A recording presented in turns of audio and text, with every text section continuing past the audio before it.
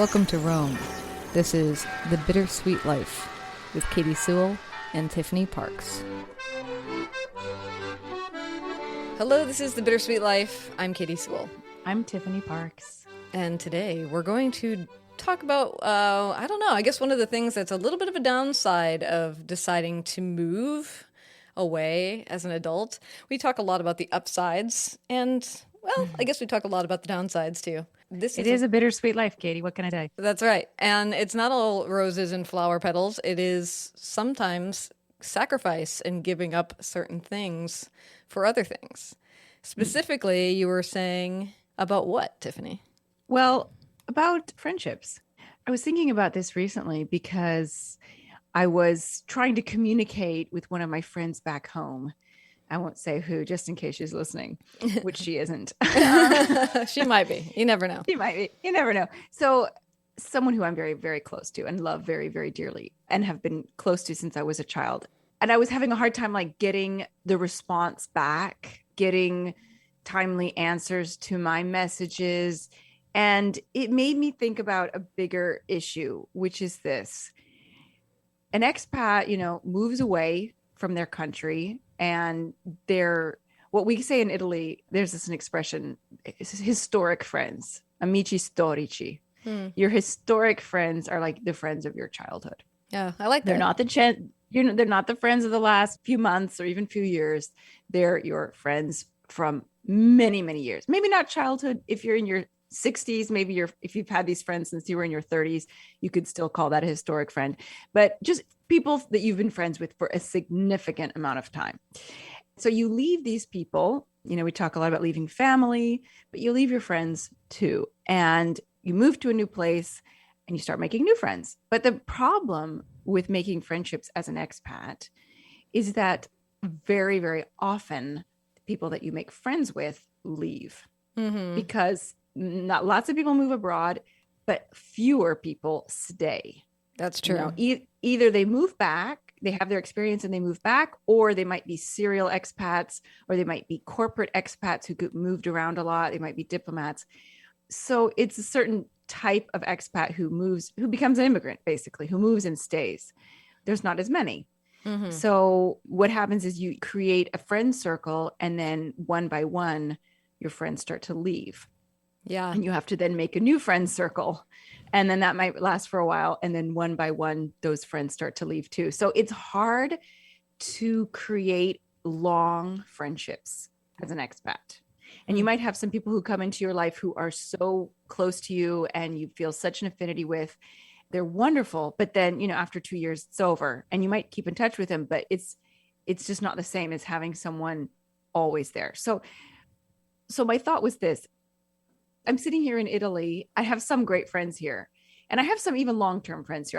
I've been pretty lucky that I have a few friends who've been doing the long haul like me, but there's nothing like my friends from back home. There's no comparison.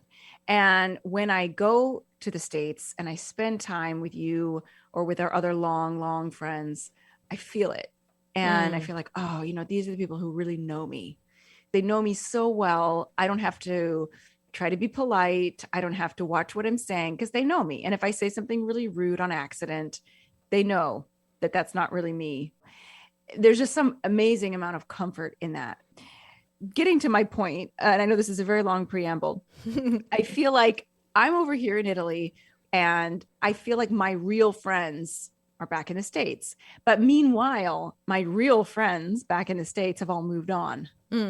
Because they're still living in their hometowns. So their closer friendships are naturally going to be with the people who have stayed where they are. And they may still love me and still care about me and still value my friendship.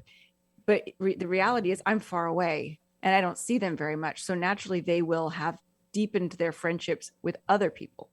So I feel like expats were all like, yeah, my real, we don't say this, my real friends, because obviously my friends here are my real friends too, but it's like my real friends back home.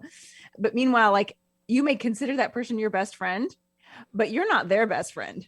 They filled that role while you've been away. Well, that may or may not be true. That's hard to say because, best friends are few and far between. But yes, they probably have people that they call on and certainly see more often. Yeah, it's interesting That's a really interesting quandary. And also, like, when you do get a chance to come back to the States, if you do see us, I mean, you see me all the time, so I'm a little bit different. But if you Yeah, do you're an see exception. your other friends, you still only see them for like a night. Maybe you Yeah. go out for dinner or like a couple drinks or something, and then you're here to see so many people that you really kind of grab just a few hours with everybody also. So there's also that time crunch when you come back.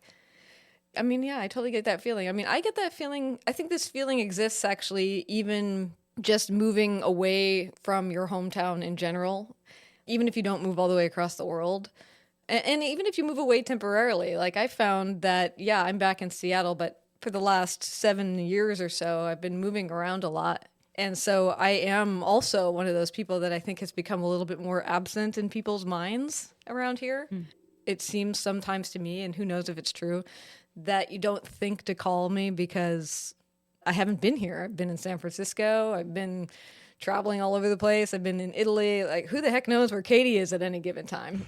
You know, she's constantly moving True. around. True. But then I also don't know how much of that has to do with age either. Have we just gotten to a point where people just don't do as much? Just the other night, I was joking with Derek. It was Friday night, and I said, and of course, the pandemic threw us for a loop as well. But I said, you know what? I seem to remember that we used to do things on Friday night. You saw people. You went out somewhere.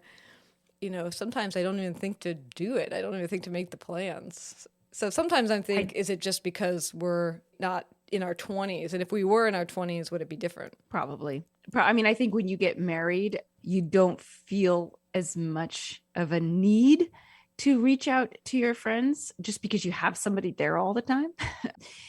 I mean, I remember myself before I had children, when my friends started to have children, I would stop myself before reaching out to my friends with kids, because I'd be like, oh, they're not going to be available. Like, they're not going to be able to go out. So I'm not even going to ask, because, maybe that's rude to like ask my friend with a 2-year-old, like if she wants to go out on Saturday night. I'm just not even going to ask her. But then when I had a kid, obviously the first year is kind of like, for me anyway, it was like all bets are off. But after that, I'm like, I wonder if my friends don't call me to go out because they think I won't be able to because I have a kid. That's a bummer. Yeah, So yeah. I think that age and, marital status, parental status will put a damper for sure on your social life if you don't actively and proactively try to keep it alive. Yeah, for sure. And maybe the real thing is that if nobody's calling, then you have to be the one calling. But this doesn't get to your bigger question, which is that, yeah, with the majority of the people who would be your longest friends, you have a 9-hour time difference. So the vast majority of our day is when you're sleeping, Mm-hmm. and vice Vice versa. versa. Yeah. Especially with our mutual friend, Suzanne. So Suzanne we've talked about her on this podcast many times. She's a night owl, as you know. Hmm. And sometimes I can't figure, I'm like, does that mean that she's awake more when I'm up? Or does that mean she's like, I feel like we have a 12-hour difference. She was in Hawaii for a little bit, and there literally was a 12-hour difference between us. And I was like, finally, we're awake at the same time. Now that we have a 12-hour difference, we're awake at the same time. At 10 a.m. and 10 p.m., we're both awake. Whereas usually, if we send each other messages, I'm always asleep when she sends me her messages. And she's probably asleep when you Yeah. send messages. So, yeah. Yeah. The only time sometimes we manage to talk is when it's 7 a.m. for me and she hasn't gone to bed yet. It's never the other way around. It's never when it's evening time for me. And the other interesting thing is I mean, we encounter it a little bit on this show, is exactly what you're saying. 7 a.m. to like when she's about to go to bed. You're also never in the same mindset, really. Yeah. You know, it's always like I'm talking to you right now. We're actually talking earlier than usual, but usually when I'm talking to you, it's nighttime. And Yeah. you know, thank goodness that you can function at night at 9 p.m. and want to record a show, because otherwise this would be impossible. Well, I'm not that good at night. I'm better at this time. I feel just the fact that it's 6:30 where I am, 6:30 p.m. Wow, I feel so much more awake and with it than I usually do. So maybe we need to switch it. Yeah. Um, Yeah. but I totally get that. In the morning time, I don't want to sit and have a long conversation with anyone in the morning. If she were to call me and it was like 10 p.m. for her And 7 a.m. for me, she's winding down for the day. She might want to have a long chat. I don't. I need to get things done. It's the morning. I need to do stuff. I need to start work. Mm-hmm. And when it's evening time for me, it's like noon for her. So it's just never quite the right time. It's different for us because this is our job. This is one of our jobs. So we make it a priority. But when it's just a chat with a friend, it's easy to be like, ugh, it's just not the right time. Yeah, yeah, that's so true. I was just talking to a man that I actually met in Rome. He was actually, I believe, the very first person that I ever met when we were there, just because he was a part of the program, the scholarship that Derek was under. And so he was almost one of those people that's meant to sort of orient the people in the program to what's Is going his name on. AJ? Yes, his name is AJ. AJ. Yeah, we just had lunch with AJ. And AJ has been back here in the Seattle area. He's actually from the Seattle area. I've always known that, but I've never really associated with him here. I always associate him with Rome. I picture him being in Rome. Now he's back here after being in Rome for about the last 12 years, I think.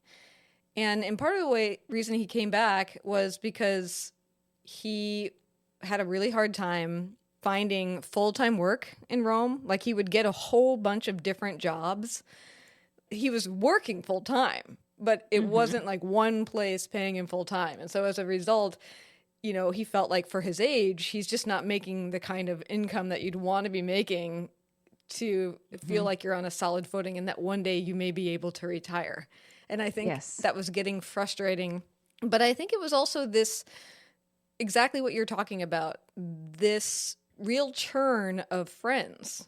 And especially because he was often in a position to orient people to the city, he was meeting new people all the time. And those people would come and they'd be there for 9 months, a year, and they'd go. And a lot of times when we were talking with him over lunch, he would say, "Did you know so and so? I think you guys were there at the same time." And oh, no, we'd never met that person. And he go, "Oh, see, I just have such a hard time remembering who was there, Mm-hmm. who overlapped. Like even in his friend group in his mind, he can't even remember who was there at the same time." Yeah, it's kind of weird. It's kind of unpleasant to feel like I'm the only person who's been here this long and I've seen everybody come, I've seen everybody go. And it's like what you can imagine those the immortal, like the Dorian Gray or whatever, these immortal people who don't age and they have to watch all of their friends die, and they just keep on living. And it's kind of like that. And I haven't had that as much, although my first group of friends when I sort of first moved to Rome, the first couple, let's say 4 years that I lived in Rome, almost all of those people are gone. There's like 2 or 3 people out of 20 people that are Hmm. still here. And it is kind of sad. You think, oh, it makes you become sentimental. The good old days. Oh, remember the good old days when so and so and so and so lived here. And not that recently, about a year ago, I met a girl through a friend of mine. And it was one of those things where, like, as soon as I met her, I just felt a connection with her. And there was some kind of spark, almost kindred spirits. I just felt like that could have been a real long lasting, deep friendship. And she just moved back to the States. She hadn't planned to move back so soon, but certain circumstances and events caused her to move back. And I just feel like I didn't know her for long enough to now really feel like we're going to keep in touch. Like maybe we will, on social media, that kind of thing, but we weren't long-term friends, so we might not. And Mm. it's just such a shame.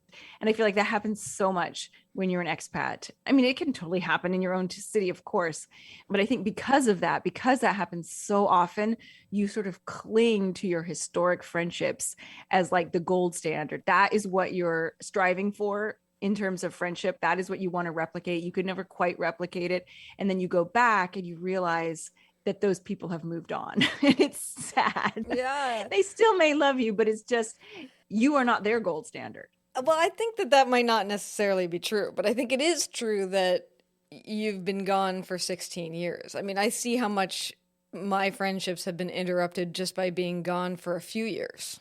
But this is the interesting thing, too, is that I don't know that most people or everyone has these long term friendships like we have. I am constantly told by people that it's kind of extremely highly unusual that you would still be friends with people from your high school.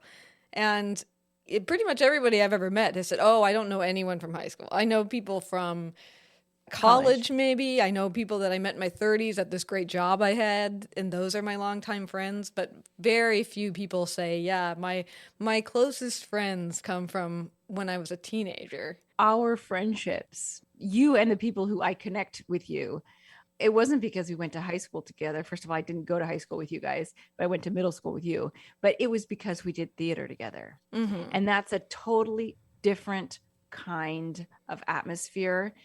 It could be likened to, if you're in an orchestra with someone, or if you are on a sports team, like an outside of school sports team. It's not the same as high school. It doesn't have the same, the negative drawbacks of high school, all of that negative, yucky, ugly stuff. Like none of that was at the theater. That was our safe space. That was, a space where we were with like-minded people. It was a totally different atmosphere where we were really free to be ourselves. We weren't being judged. And there might have been little cliques within the theater, but pretty much we were all friends with each other. We were all kind to each other. And I think that that's a big difference than staying friends with high school people as opposed to staying friends with someone who you had a closer bond with. Well, I think that's true, although a lot of my other friends are not from the theater and they are from high school. You have a lot of friends from high school. Like I don't have any close friends from my high school. We were joking on a bonus episode this month, which is just coming out if you're interested in supporting the show and listening to the bonus join us on Patreon. We were joking about one of the things about me that is very prevalent is loyalty and whether or not that's a good thing, and how people often compliment me on being very loyal. And I think, loyal, is that a good thing? Is that a compliment? And I know they mean it as a compliment, but we were joking about that on a bonus episode. And I don't know if it's loyalty, but yeah, there was something about those people, and I don't know, the way that we stayed in touch and stayed in each other's lives, beyond the theater, why they were so important. And they are the people that I probably see the most. But that said, I love meeting new people. I would say the vast majority of the people that I spend the most time with now, I probably met in the last 6 years. But yeah, you're right. Those deep, deep friendships. Well, I mean, does this make you feel like more gun shy about making friends in Italy, seeing as you're the immortal vampire of Rome? Who's gonna lose all these friends? No, you know what it is? It's like I'm starting to want to make friends with Italians now. Finally. Finally, after 17 years. No, I have some Italian friends, but I've recently made an Italian girlfriend who I finally feel, I don't know how to describe this. It's like there's always something different with my Italian girlfriends, of whom I have very few. I can be very friendly with them. We can chat, we can talk about anything, but there's always just something, like there's a little thin barrier between us. I can never quite go beyond. But in the past 6 months, I have become friends of an Italian girl who's just something different about her. There's something, I don't know, more international about her in some way. There's something American about her, even though she's not American at all. And I don't feel the barrier with her. And if I could meet more people like that, I think that it would be easier. I just don't feel the kinship as much with Italian women. I wish I did. I wonder, is there any kind of group? There's so many expat groups, so many expat social media groups, expat meetup groups. I wonder if there's any kind of group that's, I've emigrated to this country. Where are the other people here that have done that same thing? Yeah, I couldn't go to an expat meetup group because it would be all people who'd been there for like 3 weeks. Yeah, and then you just and I would have nothing to talk about. I would have nothing to talk about because new expats always talk about the same things. What brought you here? It's universal. Like you can't go to an expat group or a social event of any kind and not be asked, so what brought you here? It's just, I'm so beyond what brought me here. Change the subject, please. I've been here for a long time. Yeah. So I need people who have been here. I mean, not to say that I did, like I said, last year, become friends with someone who had sort of just arrived. So it's not that I would shun those people. It's just, I wouldn't put myself purposefully in a situation where I was only with people who'd been in Rome for 2 months or less. Yeah. Well, would you say that because of this, you're lonely? I think socially, I mean, I'm a very social person. I love being around people. I don't love being like at a big event, a big party with 20 people. I love being with like two or three or four people that I'm close to. And I do miss that for sure. But it wouldn't be enough to ever decide to move. Because I guess part of the worry there would be that even if you were to move back, it wouldn't be the same. No, well, no, because my friends are in Seattle. I mean, my old historic friends are in Seattle, and I wouldn't be moving to Seattle. Well, why not? It's too expensive. Oh, that's true. Sorry. It's too expensive and the weather is crap. I'm sorry. I could never live, and my family's not there. If my family were still there and it was affordable and the sun shone every once in a while, no, it's not really about the weather. But if those first two things, for sure. But I don't see myself living in Seattle again, sadly. But maybe somewhere that's close enough to Seattle that I could spend a lot of time there. I've been thinking more about like how do you get bigger groups of people together? Because I like you, I also love when there's more than one of us. I mean, I kind of thrive on the one-on-one engagement, honestly, but every now and then I have this idea in my head that wouldn't it be fun to have some sort of artistic salon where Oh my gosh, that's my dream. I know where That's my dream. a whole bunch of people get together and like maybe you present an idea for 5 minutes, or maybe it's a show and tell, and you bring something from your house that nobody has ever noticed or commented on, but that has some sort of real meaning. Or I don't even know. I just think, Or maybe you get to recite poetry. I know all this poetry by heart. I have no one to recite it to. I'm like, gee, I need a salon so that I can recite poetry to someone. My husband doesn't want to hear it anymore. that's true. And Aurelio probably can't sit through it. He was who I used to recite poetry when he was a baby, and I used to put him in the little ergo thing, that little baby carrier, and I used to take super long walks. I used to recite poetry to him. Well, do you want to tell us a few lines before we go? All right, let's see if I can remember Litany by Billy Collins. You are the bread and the knife, the crystal goblet and the wine.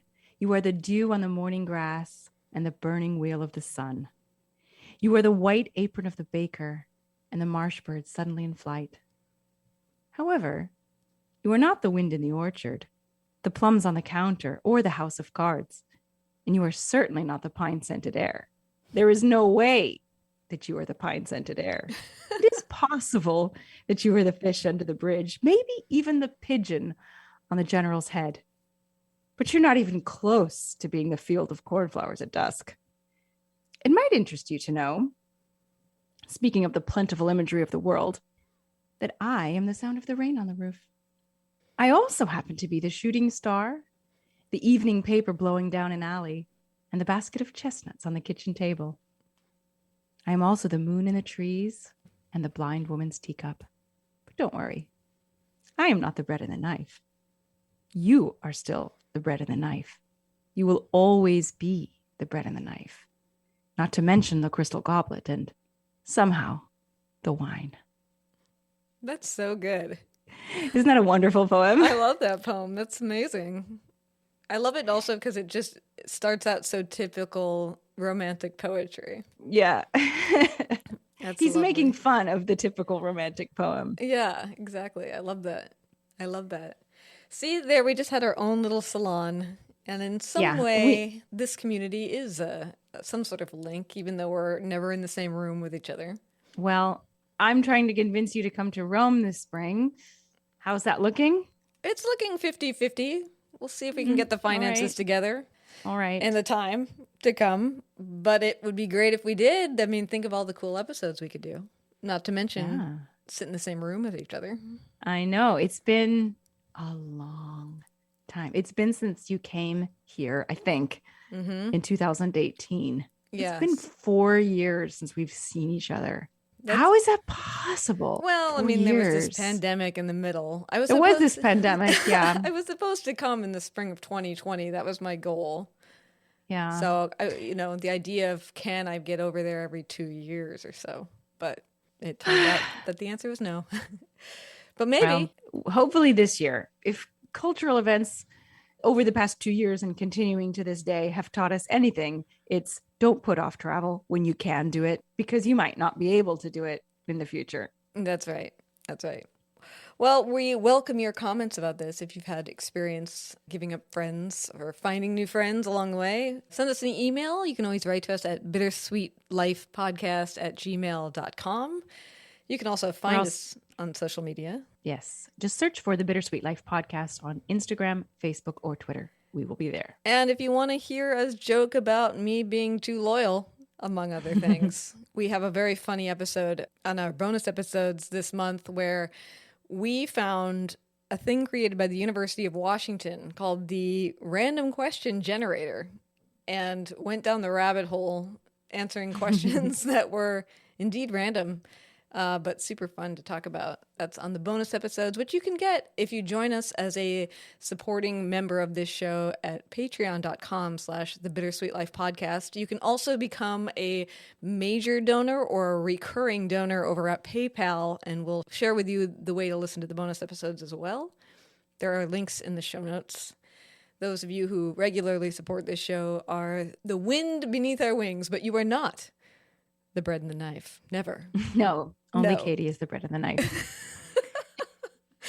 And until next time, this is The Bittersweet Life. I'm Katie Sewell. I'm Tiffany Parks. Join us again. Bye. You could sponsor this show and reach educated, curious, and compassionate listeners all over the world. Our listeners are a remarkable, diverse, and engaged group of people that I am so continually impressed by. Visit thebittersweetlife.net and click support to get the conversation started.